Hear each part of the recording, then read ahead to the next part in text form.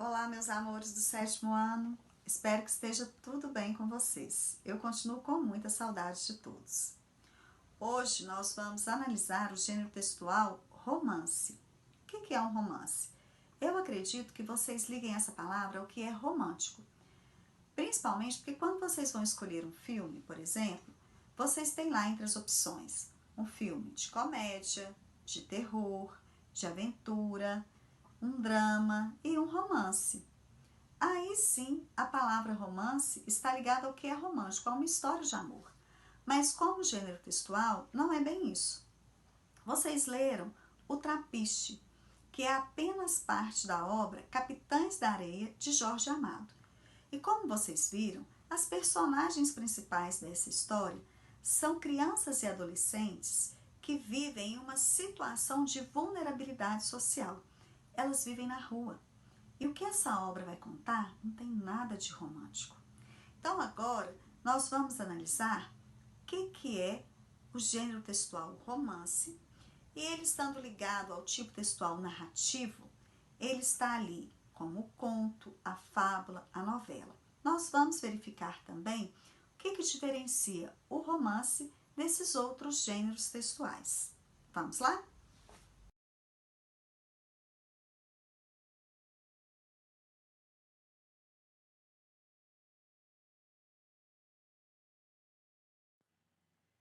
O romance é um gênero textual que tem por base a tipologia narrativa. Vamos relembrar aqui os elementos da narrativa: narrador, personagem, uma sequência de fatos, de acontecimento que compõem o enredo. A história se passa em um determinado lugar, em um determinado tempo. Nós vamos analisar detalhadamente esses elementos em um romance.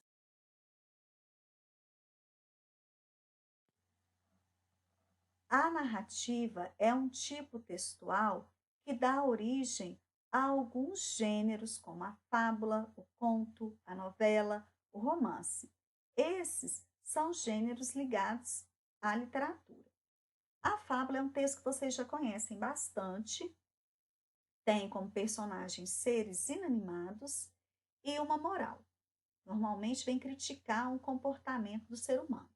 A fábula A Raposa e as Uvas tem uma única personagem e um problema que é facilmente solucionado ou chega-se à resolução desse conflito rapidamente. Então é uma história curtinha. O conto é também uma narrativa curta, mas uma história um pouco mais trabalhada do que a fábula. Tem um número limitado também de personagens, a ação costuma ocorrer em um curto espaço de tempo e geralmente a história gira também em torno de um único conflito. Já a novela é um pouco mais desenvolvida que o conto. Tem mais personagens, possui uma trama um pouco mais desenvolvidas e esse conflito é mais extenso, mas é um conflito que gira também em torno de uma personagem principal, normalmente. Há conflitos secundários, mas que não ganham tanto espaço como o conflito que envolve a personagem principal. Já o romance é uma história mais trabalhada. Nós temos mais personagens, temos mais conflitos que envolvem ali personagens secundárias também. Então, o romance é uma história mais extensa. De todas essas histórias aí, fábula, conto, novela, o romance é a história mais trabalhada. É a história que tem mais conflitos, que tem mais personagens, em que a trama se desenvolve mais. Essa é a principal diferença entre esses gêneros textuais, todos eles tendo como base o tipo textual narrativo. Aqui nós temos alguns exemplares de romance da literatura brasileira. Capitães da Areia é uma obra de Jorge Amado, em que ele vai contar a situação de vulnerabilidade social em que vivem crianças e adolescentes ali na cidade de Salvador.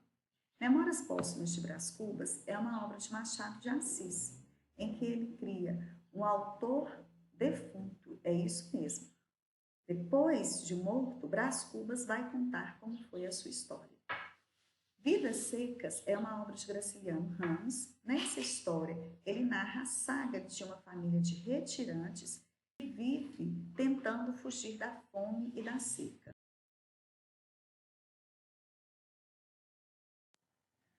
Vamos à análise dos elementos que compõem a estrutura do romance. Comecemos pelo enredo. O enredo é a forma como a história é contada. Toda história tem início, meio e fim. O início é aquela parte em que as personagens, o ambiente, são apresentados para o leitor. O leitor começa ali a conhecer os elementos daquela trama, certo? Em seguida, vem a complicação. O que é a complicação? Uma situação, problema, a quebra da normalidade. Essa quebra da normalidade, esse problema, vai se desenvolver com várias ações até chegar ao clímax.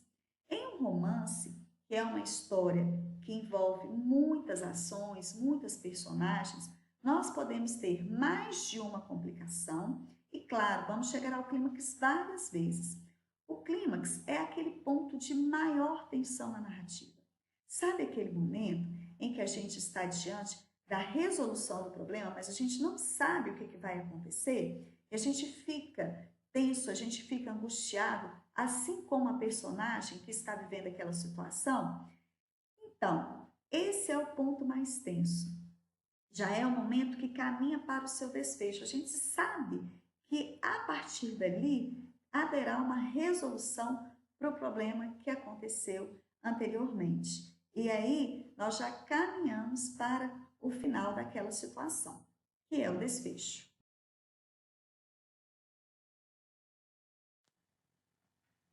Um outro elemento que faz parte da estrutura do romance é o narrador, é claro, que é aquele que vai contar a história. Nós temos dois tipos de narrador, o narrador em terceira pessoa e o narrador em primeira pessoa. O narrador em terceira pessoa pode ser um narrador observador ou onisciente. O narrador observador é aquele que se limita a contar a história. Ele não se envolve de forma alguma com os fatos narrados. Já o narrador onisciente, observem só, onde significa tudo, ciente, aquele que conhece, que tem ciência.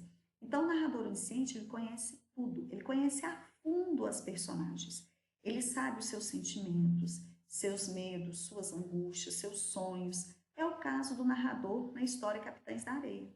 Ele conhece a fundo aquelas crianças e aqueles adolescentes. O que se passa não só no mundo exterior, mas o que se passa dentro de cada uma delas.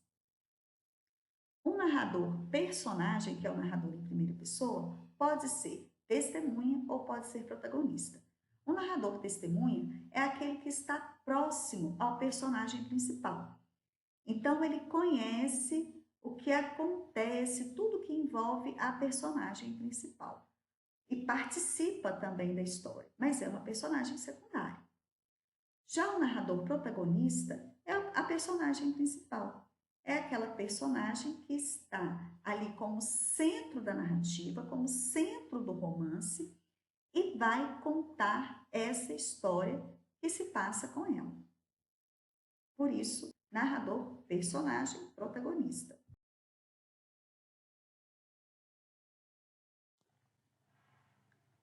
Outro elemento da estrutura do romance é o tempo. Esse tempo, ele pode ser cronológico, psicológico ou histórico. O tempo cronológico é esse tempo do relógio.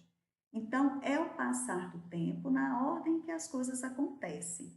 Isso pode ser marcado em horas, dias, meses, mas como o romance é uma obra extensa, aqueles acontecimentos podem durar meses, pode durar até mais de ano, ok? O tempo psicológico, ele não é esse tempo do relógio, é um tempo indefinido. Ele varia em função do estado de espírito no qual a personagem se encontra. Vou dar um exemplo para você. Quando você está ansioso com alguma coisa, o tempo demora a passar. Se seu pai liga para você, por exemplo, e fala que vai dar a você um presente, você fica ansioso para que ele chegue. Então você passa a olhar a hora de tempo em tempo e parece que a hora não está passando. Mas isso não é verdade. Na verdade, você quer que o tempo passe depressa, mas ele vai passar em seu tempo normal, não é isso? Quando você está em um estado de alegria muito intenso, esse tempo parece passar muito rápido.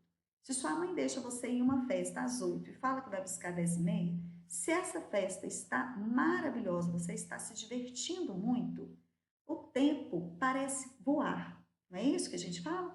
De repente você olha no relógio, já são 10h15. Parece que o tempo passou muito rápido. Na verdade, é o seu estado de espírito que está comandando esse passar do tempo, ou essa sensação de passar rápido ou devagar. Isso é o tempo psicológico. O tempo histórico, ele está relacionado ao tempo dos fatos narrados ali naquela história, quando eles estão vinculados à história da humanidade. Nós temos alguns romances que contam sobre guerras, sobre conflitos, e aí como aqueles fatos estão relacionados a um acontecimento histórico, aquele tempo ali passa a ser contado como um tempo histórico, passa a ser considerado um tempo histórico. Eu vou dar um exemplo de um outro texto que eu já falei para vocês, que é o Diário de Anne Frank, né? Aquela história dela está vinculada à Segunda Guerra Mundial, ao Holocausto, porque os fatos ali narrados estão vinculados a essa história da humanidade. O espaço é um outro elemento que compõe a estrutura do romance. Ele pode ser físico e exterior, que se refere exatamente ao lugar onde se passam as ações, certo? Ao ambiente externo. Seja a história real ou fictícia, seja esse ambiente criado pelo autor ou real. Pode ser também psicológico e interior. Esse espaço ele é delimitado por meio de um ambiente interior. Ele está relacionado às experiências vividas pelas personagens. Se a personagem, por exemplo, está angustiada, ela pode dizer, né, que o tempo está fechado, que o céu está nublado, que está escuro. Quer dizer, ele está narrando segundo aquilo que ele sente.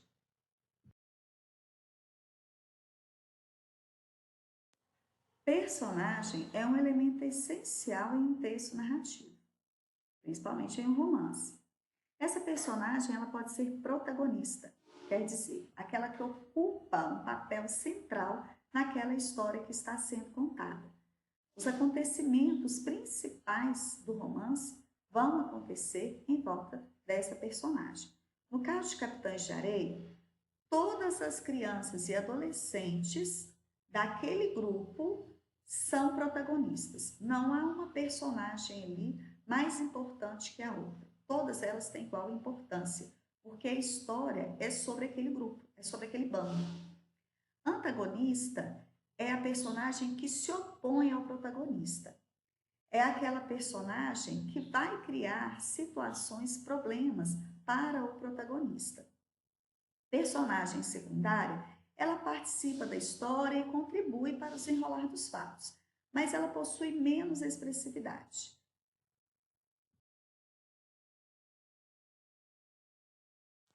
A verossimilhança é fundamental em um romance. E o que é isso? É o leitor, enquanto ler aquela história, dá aqueles fatos como verdadeiros. Vero significa verdade, símil, semelhança. Então, é uma semelhança com a verdade. Essa semelhança se refere à coerência, que deve ser interna do texto e também ter uma relação com o universo exterior, com a realidade, para que aqueles fatos sejam aceitos, pelo menos enquanto a leitura se dê pelo leitor da história. O tipo de discurso está relacionado à forma como as falas das personagens serão apresentadas na história. O discurso direto, ele apresenta diretamente aquilo que a personagem falou, do jeitinho que ela falou. Para isso, são empregadas aspas ou o travessão. Vejam aí, Mariana perguntou: o que posso fazer para ajudar? A fala de Mariana foi colocada em um parágrafo separado e introduzida com travessão. No discurso indireto, o próprio narrador conta o que a personagem disse, com as suas palavras. Observem aí também que há uma mudança até mesmo no tempo verbal. Mariana perguntou o que podia fazer para ajudar. Nós temos aí o próprio narrador contando o que Mariana disse. No indireto livre, nós temos a mistura da fala da personagem com a fala do narrador. A gente tem que fazer uma leitura muito atenta para perceber que aquela frase é uma fala ou um pensamento do narrador, pois não há pontuação nenhuma que separa o que é do narrador e o que é da personagem. A obra Vidas Secas traz esse tipo de discurso, o discurso indireto livre. As falas e os pensamentos das personagens vêm misturados com a fala do narrador. Vejam só, a situação estava fora do controle de todos. Ninguém naquele lugar sabia o que fazer. Será que cabe a mim fazer alguma coisa? Nenhuma solução, porém, ela encontrava. A primeira e a segunda falas são do narrador. Já a terceira frase é um pensamento da personagem e não está aí separado por nenhum sinal de pontuação, porque é assim mesmo que ocorre o discurso indireto livre.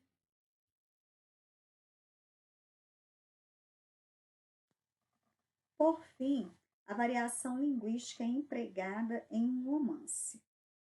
O romance é um gênero textual que admite tanto o uso da linguagem formal quanto da linguagem informal. Isso vai depender da ambientação e das características das personagens, principalmente. Então, nós vamos ver o seguinte: Memórias Póstumas de Brás Cubas. Nós temos um texto escrito no final do século XIX, com todo o emprego de uma norma culta, um vocabulário relacionado àquela época. Então, nós temos o emprego ali da linguagem formal. Já em Vidas Secas, por exemplo, principalmente nas partes em que nós temos ali a fala de Fabiano, mesmo que através de um discurso indireto livre, nós temos uma personagem que não foi escolarizada. Então, em suas falas, nós vamos ter o emprego da linguagem informal, certo? Então, isso vai depender de toda a característica das personagens, da época, da história que está sendo contada.